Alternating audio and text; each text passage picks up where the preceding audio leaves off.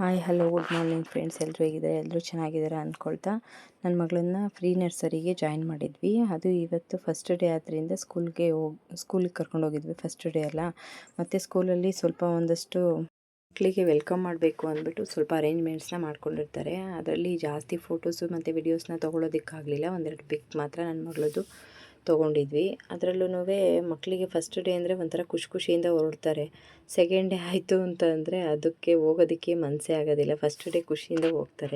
Admission ಆದ ದಿವಸನೇ books ಎಲ್ಲ ಕೊಡ್ತಾರೆ. ಬುಕ್ಸ್ ಎಲ್ಲ ತೊಗೊಂಬಂದು ಅವ್ರ ಅಪ್ಪನ ಹತ್ರ ಎಲ್ಲ ಬೈಂಡಿಂಗ್ ಮಾಡಿಸ್ಕೊತಿದ್ದಾಳೆ. ಅಪ್ಪ ನನಗಿದೆಲ್ಲ ಮಾಡಿಕೊಡಿ, ಮ್ಯಾಮ್ ಬೈತಾರೆ, ಎಲ್ಲ ತೊಗೊಂಡು ಹೋಗಬೇಕು ಅಂದ್ಬಿಟ್ಟು ಎಲ್ಲ ಅರೇಂಜ್ಮೆಂಟ್ಸ್ ಮಾಡ್ಕೊತಿದ್ದಾಳೆ. ಅವತ್ತಷ್ಟೇ ಜಸ್ಟು ವೆಲ್ಕಮ್ ಮಾಡಿಕೊಂಡ್ರು, ಸ್ವಲ್ಪ ಟೈಮ್ ಆಡಿಸ್ಕೊಂಡು ನೋಡಿ ಮಕ್ಕಳನ್ನ ಅಷ್ಟೇ ಒಂದು 2 ಅವರ್ಸ್ ಇರಿಸ್ಕೊಂಡ್ರು ಅಷ್ಟೇ ಕಳಿಸಿದ್ರು. ನೆಕ್ಸ್ಟ್ ಇದು ಮನೇಲಿ ಬೈಂಡಿಂಗ್ ಹಾಕ್ಬೇಕಾದ್ರೆ ಈಗ ತನಿಷು ಮತ್ತು ರೀತು ಇಬ್ಬರು ಓದ್ಕೋತಾ ಇದ್ದಾರೆ. ಮತ್ತು ನಮ್ಮಮ್ಮ ಸ್ವಲ್ಪ ತರಕಾರಿ ಹಲಸಿನ ಹಣ್ಣು ಬೇರೆ ಕಟ್ ಮಾಡಿದ್ದೀವಿ. ಹಲಸಿನ ಹಣ್ಣು ತಿಂದ್ಕೊಂಡು ಎಲ್ಲರಿಗೂ ಜಾಸ್ತಿ ಆಗಿದೆ ಅಲ್ಲಿ ಇಟ್ಟಿದ್ದಾರೆ. ನಮ್ಮಮ್ಮ ಸ್ವಲ್ಪ ಸಾಂಬಾರಿಗೆಲ್ಲ ರೆಡಿ ಮಾಡಬೇಕಂತ ಕಟ್ ಮಾಡ್ತಿದ್ದಾರೆ. ನೆಕ್ಸ್ಟು ಡೇ ಇದು ವ್ಲಾಗ್ ಕಂಟಿನ್ಯೂ ಆಗಿದೆ. ಹಾಗಾಗಿ ನನ್ನ ಮಗ ಮತ್ತು ಸ್ಕೂಲ್ಗೆ ರೆಡಿ ಆಗಿದ್ದಾನೆ. ಮತ್ತು ಮಗಳು ಕೂಡ ರೆಡಿ ಆಗಿಬಿಟ್ಟಿದ್ದಾಳೆ. ಅಣ್ಣನ ಜೊತೆ ಹೋಗಿ ದೇವಸ್ಥಾನಕ್ಕೆ ಹೋಗಬೇಕು ಅಂದ್ಬಿಟ್ಟು. ಅವತ್ತು ಸೆಕೆಂಡ್ ಡೇನೂ ಕೂಡ ಈ ಥರ ಫಾಸ್ಟಾಗಿ ರೆಡಿ ಆಗಿದ್ದೆ. ನಾನು ಕೂಡ ಅಣ್ಣನ ಜೊತೆ ಹೋಗ್ಬಿಟ್ಟು ನಾನು ಅವನ್ನ ಸ್ಕೂಲ್ ಹತ್ರ ಡ್ರಾಪ್ ಮಾಡಿ ನಾನು ದೇವಸ್ಥಾನಕ್ಕೆ ಹೋಗಿ ಬರ್ತೀನಮ್ಮ ಅಂದ್ಬಿಟ್ಟು ಖುಷಿಯಿಂದ ಹೊರಟಿದ್ದಾಳೆ. 2 ಡೇಸು ಕರೆಕ್ಟಾಗಿ ಖುಷಿಯಿಂದನೇ ಹೊರಟಿದ್ದಾಳೆ. ನೆಕ್ಸ್ಟು ಹೋಗ್ಬಿಟ್ಟು ಅವನ್ನ ಬಿಟ್ಬಿಟ್ಟು ಆಮೇಲೆ 9:30ಗೆ ಇವಳಿಗೆ ಕ್ಲಾಸ್ ಇರೋದು. ಸೆಕೆಂಡ್ ಡೇ ಹೋಗ್ತಿದ್ದಾಗಿ ಕಡೆ ಇರುತ್ತೆ.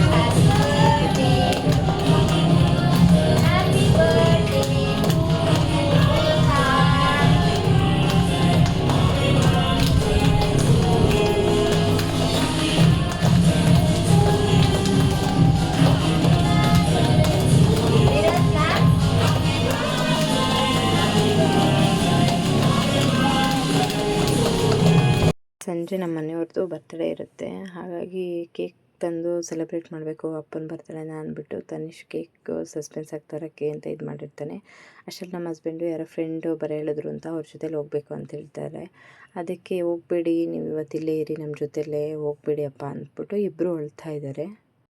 ಹೊಳ್ಬೇಡ್ರಿ, ನೀವಿಬ್ಬರು ಎಲ್ಲೋ ಹೋಗಬೇಡಿ ಅಂತ ಅಂದ್ಬಿಟ್ಟು ನಮ್ಮ ಹಸ್ಬೆಂಡ್ ಹೇಳ್ತಾ ಇದ್ದಾರೆ. ಅದಕ್ಕೆ ಅವ್ರು ಹೇಳ್ತಾರೆ, ನೀವೇನು ಕೇಕೆಲ್ಲ ತಂದು ಏನು ಕಟ್ಟೆಲ್ಲ ಮಾಡಬೇಡಿ, ನನಗೆ ಏನು ಬೇಡ, ಸುಮ್ಮನೆ ಇರಿ ಅಂದ್ಬಿಟ್ಟು ನೋಡಿ ಅವನಿಗೆ ಸಮಾಧಾನ ಮಾಡ್ತಿದ್ದಾರೆ. ಆಯಿತು ನಾನು ಹೋಗಲ್ಲ ಬಿಡು ಅಂದ್ಬಿಟ್ಟು ಅವಳು ಅಷ್ಟೊತ್ತಿಗೆ ಅಪ್ಪನ ಜೊತೆ ಸೇರಿಕೊಂಡು ಇದು ಮಾಡ್ತಿದ್ದಾಳೆ. ಮತ್ತು ತಿರ್ಗಾ ಹಲಸಿನ ಹಣ್ಣು ಇತ್ತಲ್ಲ ಎಲ್ಲ ತಿಂದ್ಕೊಂಡು ಆರಾಮಾಗಿ ಕೂತ್ಕೊಂಡಿದ್ವಿ. ಮತ್ತೆ ಹೋಗಿ ನನ್ನ ಮಗ ಕೇಕ್ ಆರ್ಡ್ರ್ ಮಾಡಿರ್ತಾನೆ, ತೊಗೊಂಬರಕ್ಕೆ ಹೋಗಿ ತರ್ತಾನೆ.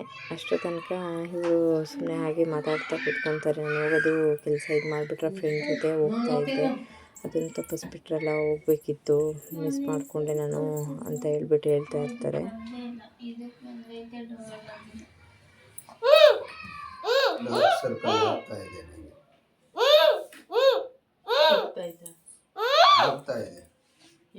ರೆಡಿ ಆಯಿತು. ಕೇಕ್ ತೊಗೊಂಬಂದು ಅಪ್ಪ ಕಟ್ ಮಾಡಿ ಅಂದ್ಬಿಟ್ಟು ಇಟ್ಟಿದ್ದಾನೆ. ಯಾಕಂದರೆ ನಮ್ಮ ಹಸ್ಬೆಂಡ್ಗಿನ ಆ ಥರ ಬರ್ತ್ಡೇ ಸೆಲೆಬ್ರೇಷನ್ ಮಾಡ್ಕೊಳ್ಳೋದು ಇಷ್ಟ ಇಲ್ಲ. ಬಟ್ ಯಾವತ್ತೂ ಮಾಡ್ಕೊಂಡಿಲ್ಲ. ಬಟ್ ಮಕ್ಳುಗಳಿಗೆ ಏನೋ ಒಂದು ಖುಷಿ ನಮ್ಮ ಅಪ್ಪನ ಬರ್ತಡೇ ಅಂದ್ಬಿಟ್ಟು ಅವರಾಗೆ ಅವ್ರು ತಂದಾಗ ಬೇಡ ಅನ್ಬಾರ್ದಲ್ವಾ, ಆ್ಯಕ್ಸೆಪ್ಟ್ ಮಾಡಬೇಕು. ಹಾಗಾಗಿ ಮಕ್ಕಳು ನೋಡಿ, ಇದು ನಮ್ಮ ರೀತು ಮತ್ತು ಹಬ್ಬಿನ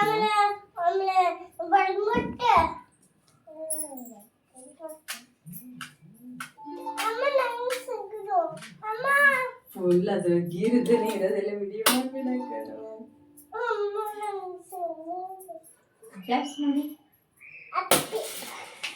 Happy birthday to you, happy birthday to you, happy birthday to you, happy birthday to you. ಇನ್ನು ಬಿಟ್ಟಿಲ್ಲ ಅವಳು.